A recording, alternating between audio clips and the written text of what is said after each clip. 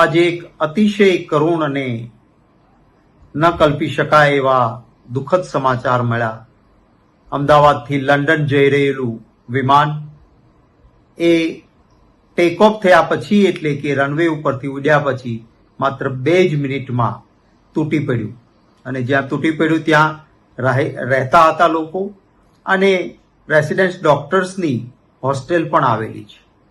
અનેક લોકોને પોતાનો જીવ ગુમાવવાનો વારો આવ્યો. એવા સમાચારોથી ખૂબ વ્યથિત છું.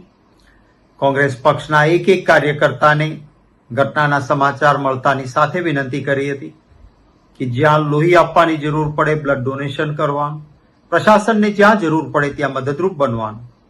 અને ફરી અપીલ કરું છું કે તમામ જગ્યાએ જ્યાં મદદરૂપ થઈ શકાય ત્યાં બધા જ મદદરૂપ બને.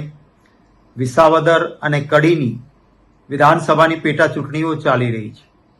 અમારી અનેક જનસભાઓ, ઉમેદવારોના કાર્યક્રમો, રેલીઓ, સ્વાગત સમારોહો આ બધું જ રાખેલું હતું. એ બધું જ આજના દિવસ માટે રદ કરવાની ઘોષણા કરું છું. સંપૂર્ણપણે શોકગ્રસ્ત પરિવારોની સાથે સમગ્ર કોંગ્રેસ પાર્ટી એમના દુઃખમાં સહભાગી છે.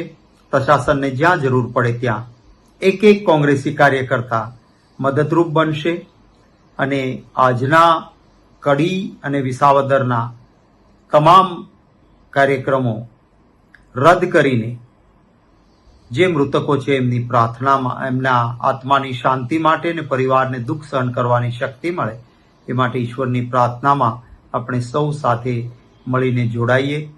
જે પ્લેન તૂટી પડ્યું છે ત્યાં રેસિડેન્સ ડોક્ટર્સની હોસ્ટેલ હોવાના કારણે ત્યાં પણ જે નુકસાન થયું છે, ત્યાં પણ લોકોને તકલીફો આવી છે. સાચો મૃત્યુઆંક તો હવે આવશે, પરંતુ એ સૌ પરિવારોના દુઃખમાં સહભાગી થાઉં છું.